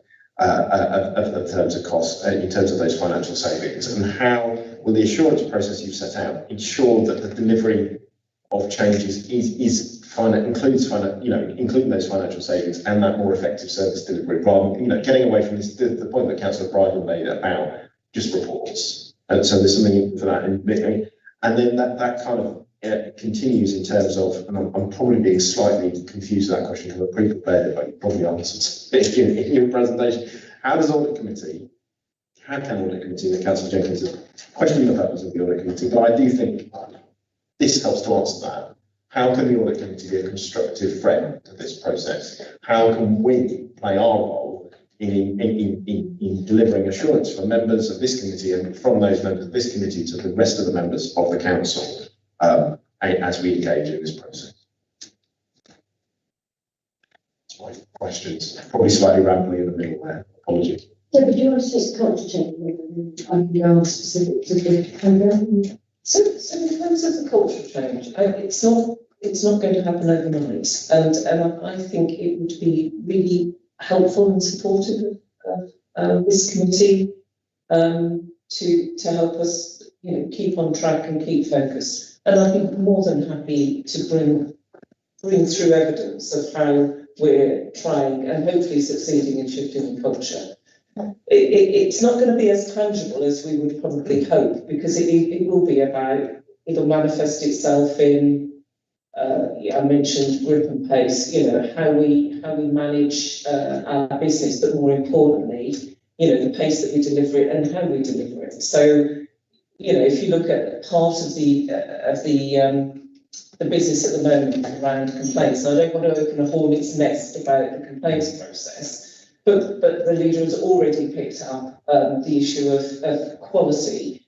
So it's not just about getting the numbers and the quantum of complaints through, it's how we get those complaints, how we respond to good complainants, how we deal with complainants. So that's a kind of cultural shift that that's an example of one of the cultural shifts we're trying to see in the organisation as well. No, I'm very happy to work with you, Chair, to just, work through how you would want me to bring the cultural change programme through to you and to identify the appropriate evidence which demonstrates that we're on track and we're delivering what we said we deliver. But cultural change is more of a field than, it's evidence. This committee has had that concern to be able to keep pushing for officers and cabinet members of the importance of that. So I'm I'd be really happy for this committee to kind of work with me, or for me to work with this committee rather, to give you some confidence and assurance that the culture of the organisation is shifting, and we can jointly come to a conclusion about the evidence base for that. That would be really helpful to the executive. And I think that also ties into how perhaps this process, what are the interaction points with this committee? Yes. And maybe getting some kind of understanding of what those interaction points are, including that would be a helpful way of working. Thank you.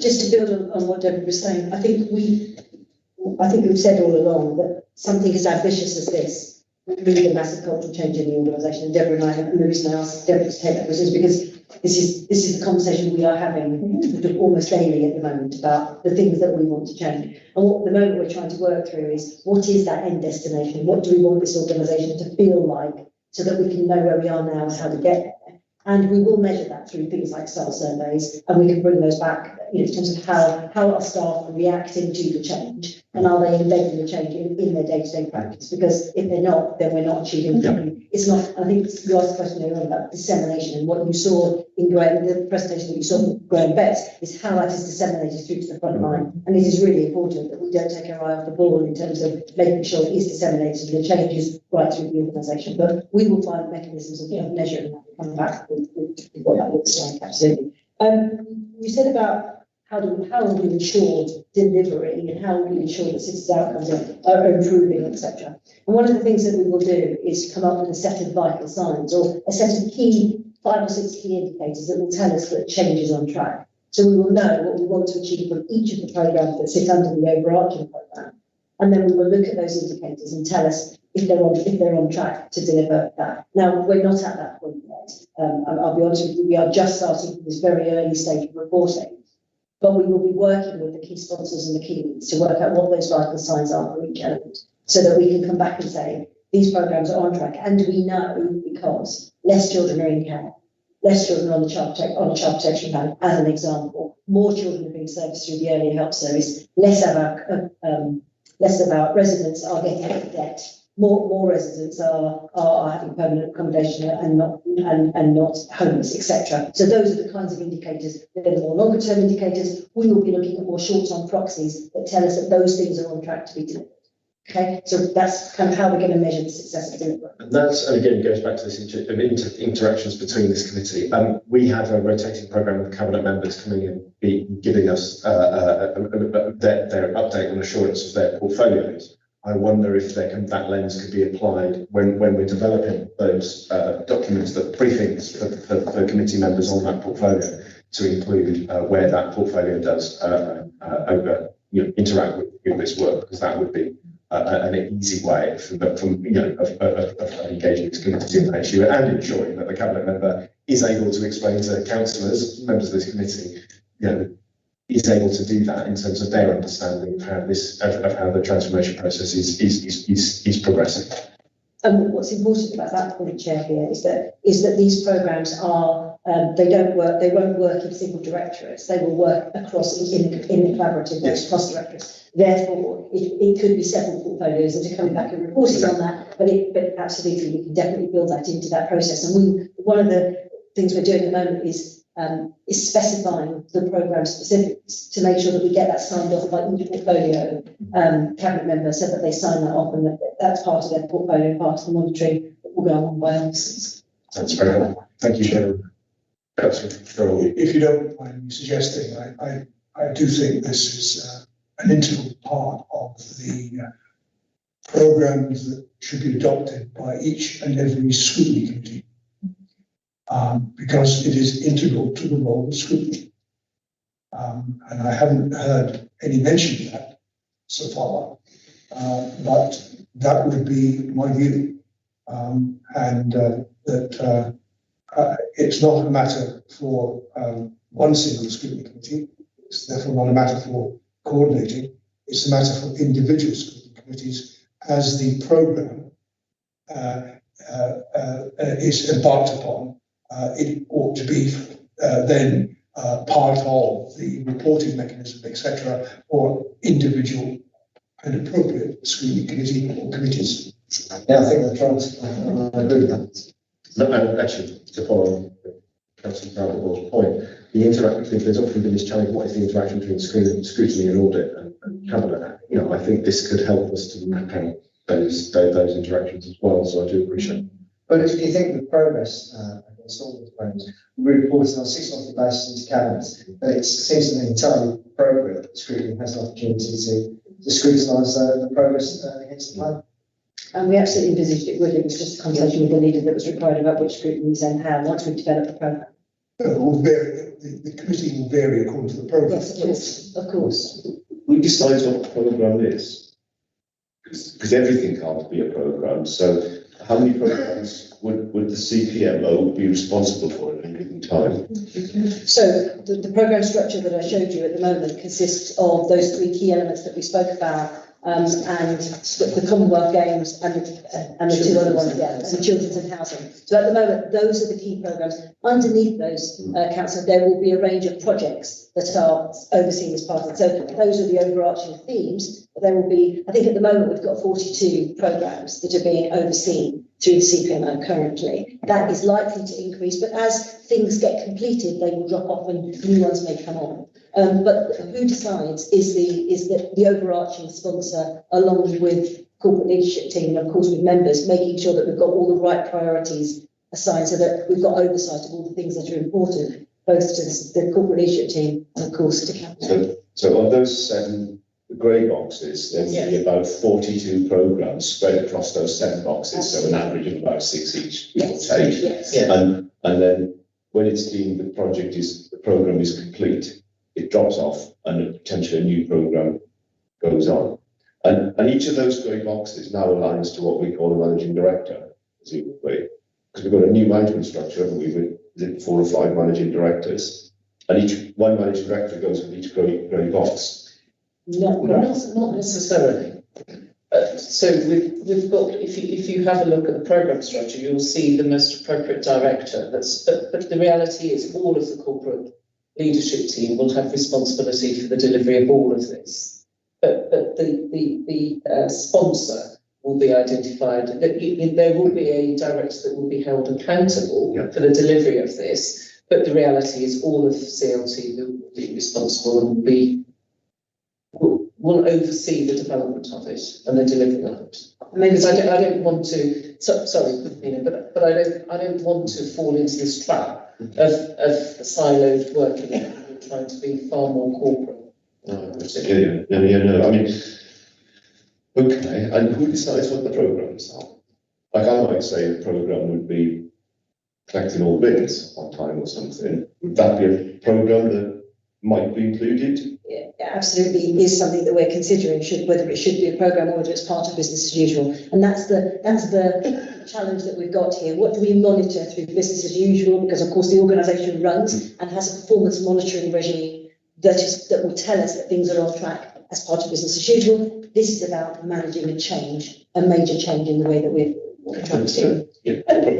And if I could say, some of it will be in response to performance, but other parts of it will be in response to taking advantage of opportunities. So the Commonwealth Games is, I'm sure you appreciate and you will agree, is one of the biggest opportunities for this city, really, as is, inclusive growth. It's a massive opportunity for this city and this organisation. So it's not just about poor performance, it's about positioning the council to take advantage of opportunities as well. Just thank you, Councillor Jenkins. I'm aware the Councillor Moore wants to come in with a final question, so I'm just aware that we're pressed for time. So Councillor Moore, if you can put your question through as clear as succinctly as possible. Well, it's more of an observation than a question. I'm quite impressed by the work that customer services are doing. And I think there is a clear linkage between evidence that comes through customer services and the selection of a project program.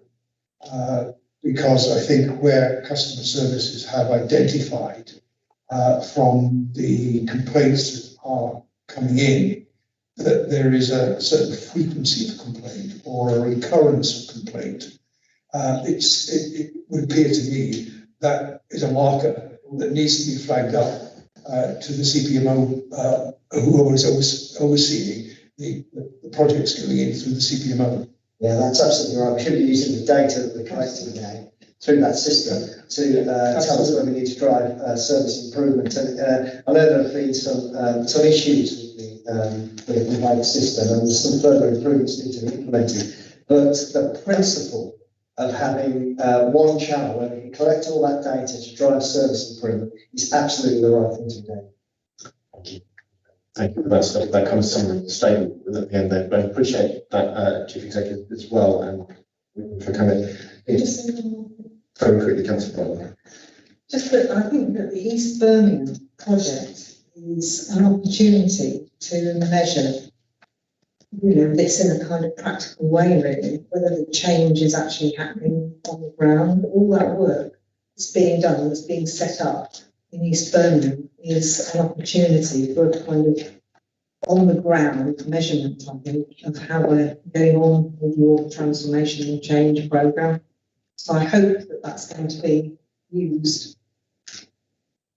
Well, I think we will get information and data from the East Birmingham strategy, but you've got to understand that's wider than the council. That takes in other partners as well, who are expected to contribute towards transforming what is a population of 240,000 people in East Birmingham.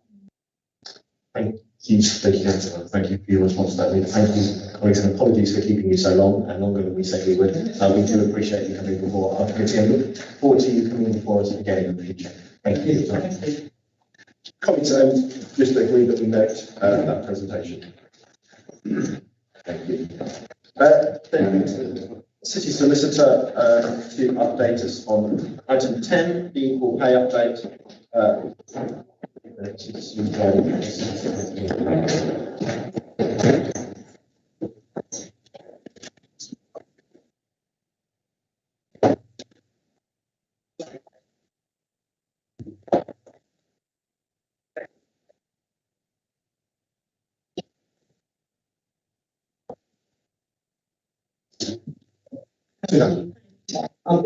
I'm trying to be quick because I'm conscious of time. I've also got Rob Harris here with me, who is the Equal Pay Senior Solicitor overseeing the project.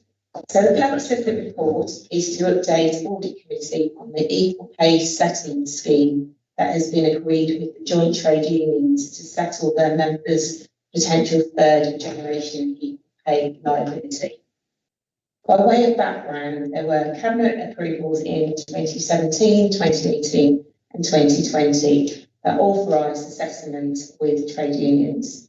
Settlements are part of the Council's risk mitigation strategy. More information can be found in paragraph 3 of the report in relation to the background. Following the 2020 Cabinet report, the MOU was agreed and signed in May 2021. The Council is now in the process of putting the terms of the MOU into effect. We have employed a project manager to oversee this major project, which entails entering into approximately 14,500 individual settlement agreements. Paragraph 3.5 to 3.10 set out a summary of the action plan. We do have a dashboard and a project document that is overseen by the project manager and the Equal Pay team. The Equal Pay Committee and the Employment Governance Strategy Board oversee and seek assurance in relation to the settlement scheme on a regular basis. This includes finance attendance meetings to give an update on the financial position. Paragraph 7.3 sets out the financial implications. The settlement scheme is within the financial envelope provided to date. That concludes the update on the settlement scheme in relation to the settling of trade union members' potential third generation equal pay claims. If you have any questions, myself and Rob will be happy to answer. Thank you. That's it. Councillor Jenkins. Is just remind me, what's the third generation pay? Okay, so we had first, second, third, and they relate to different points of time with different employment contracts. So we've had engagement, sort of dismissal and re-engagement and entry into new contracts 3 times, is that right? 20. Rob will know the dates, they predate me. Yeah, so first generation related to the period up to the implementation of single status. And then we had second generation, which was from that date to the introduction of the Birmingham contract in November 11. And then third generation relates to the period after the implementation of the Birmingham contract, so from November 2011. Right, because this has been going on since I was in short trials. I'm just trying to refresh my memory as to where we're at. Just remind me, what's the total bill so far? What the last figure I had, I think, was 1.2 billion cost of taxpayers. What do we think it'll be in the end? It's in 7.3, so we've got so the latest valuation of outstanding equal pay liability is at 153.8 million. Just going back to first, second and third generation, we have settled the majority of first and second generation claims. So this sum is mainly to do with the third generation period from 2011 onwards. But it's 1.3 billion, I think it says it's the... Yeah. The total amount, and in relation to the third generation, I think it's 153.8 million. Okay, my final question is, who is the Equal Pay Committee? So it's an informal committee and it consists of the group leaders. It's the group leaders, I think, what additional. So let me just go through it. So Councillor Ward, Councillor Alden, Councillor Harmer. Sorry, I can get back to you on that. I can't recite it, but it's a cross-party committee. It's an informal committee, so it doesn't make decision. It gives the steer and it notes reports and it provide the committee with assurance. I just can't remember the names at the top. Okay, well, whatever it is, but the purpose of that committee is it to manage the closing off of all these claims, or is it the purpose of the committee to make sure we don't make the same mistake again in the future? So it's assurance in general, which consists of quite a few things. So it involves where we are today, what are the key issues, what are the risks, how do we look forward, and what strategies do we need to implement to make sure that this doesn't happen again. So the agenda changes, but we're always looking to the future and give assurance about what's happening currently and strategies to reduce the council's future equal pay risk. Thank you. Any other questions from the city solicitor on this item? None from me. Thank you, city solicitor. Thank you, Karen, for joining us. Do we note that report? That report noted. Thank you. Schedule our outstanding minutes. Just run through these. Minute 279 from the 26th of January 2021 meeting, the Cabinet Member for Children and Wellbeing portfolio. That was a request to talk about the Council's transformation programme. That has been talked about today, so therefore I ask that be noted and that action be, that noting is completed and discharged. Minute 305, 30th of 3rd. So I'm just going to read through the numbers here. We've completed and discharged that one by having an online briefing, and the Commonwealth Games Audit Chair of the Commonwealth Games attended the 26th of July meeting. So that also, minute 318, 20 should be ready to discharge and will be removed from this document. Minute 334, 29 of the 6th, 2021, so that's our June meeting. So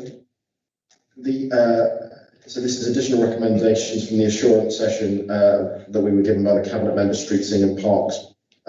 So we are waiting for an update from the Director for City Operations, which will be provided at a future meeting, so we'll keep that on. Can I comment, Joe? Go ahead. Comment on this one, 334, similar issue on 351. I think the time that it's taking for comments to come back is too long. Okay. 334 was the 29th of June. Yep. And on occasions, certainly in terms of the monitoring of the budget, there is reference to restructuring often around that particular directorate. I think for it to take 3 months, which is now the period, this is that this is considered by Audit Committee, but to take 3 months and more for the Director for City Operations to come back on this issue, I think is far, far too long. And I have, if you like, a similar comment, even albeit it's not the same at the time, in relation to 351. There were particular issues there, which I think were extremely high in the minds of, or heightened in the minds of members of the committee at the July meeting. And I do think a quick response, a quick turnaround was also warranted in respect to 351. Can I just note that obviously because we didn't have that meeting in August, is there a reasonability process that we can apply to this to say that we would expect responses to be received by the committee within the timeframe for 2 meetings? Or would you ask that actually some of these should have been written, sent via email to committee members? Which means that we should have had 334 back. Yes. And we should have 351 at the next meeting. Albeit, I don't think there's an excuse in saying, well, we didn't have a meeting in August, therefore it should still be out as. It should be a 2 month, since we meet in effect on a monthly basis. I think to have a 2 month period rather than a 2 meeting cycle would be more effective. So your position to this committee is that we put a time frame on all of these, that they must be completed and discharged. Some might have much longer time frames associated, but I think the issue in 334 and the issues in 351, I think demand a fairly quick turnaround. So what I'll say to that is that I think that we could agree that this committee would expect a 2 month response, and unless there is an exceptional reason for that not to happen, and that has to be given to us in writing. A minimum of 2 months. Yeah. You need a maximum. A maximum, sorry. So a maximum of 2 months. Yes, and if that can't be completed and discharged, we need a letter to the committee from the officer, indicating to us that they, and a renewed timescale for which they can do it. No, I agree and accept that change. Can we minute that and agree with that, Mandy? If we take that as a proposal or motion from councillors for that it was moved by councillor Ball that we set a timescale on these. We'll draft it up to correctly. Yeah, I mean, on those 2 items, those items today, so we're waiting on the response from the Parks portfolio and likewise on the cabinet, those issues related to the cabinet member education, skills and culture portfolio. So that will be provided the 19th of October meeting. We need to have that to happen. If not, then we expect an indication, an explanation as to why. Okay. Colleagues, the next meeting is scheduled to take place on Tuesday, 19th of October at 2 o'clock here in the main hall. I would also note that we would like the sound and the broadcast equipment to be we can do better than we've been doing. I think on that one, I think maybe people will have to sit at the table with a microphone on the table, right, connected to that. Yes, we need the right technology to be able to do this. The problem is this room is very echoey. There's very little soft furnishings. There's lots for echo, opportunity for echo. And then when people are sort of one stage removed again, it's not being heard by the people. But I don't know whether the people who are on Teams are I imagine they'll have experienced the same as anybody will. I don't know about anybody else, but I don't really want to sit in a meeting with my coat on. So, it's yeah, it's a bit conscious that it's getting colder. Yes. And of course, it's quite big. So I don't know. Perhaps again, some features. Can we know that? It's getting colder. Absolutely agree. Mr. Chair, whilst we're on, any chance we can have some water or hot drinks provided? I'm starting to have beer and reasonable. We used to have hot drinking water, again, I think that's something for us, me as chair to take away. I will know that. I will move us on to other urgent business. No, don't give up. And authorities, the chair and officers in urgent situation between meetings, the chair joint with the relevant chief officer and authority to act in part of the committee. Agreed? Thank you, colleagues, and thank you for joining us for this meeting today. Appreciate colleagues' contribution. Thank you.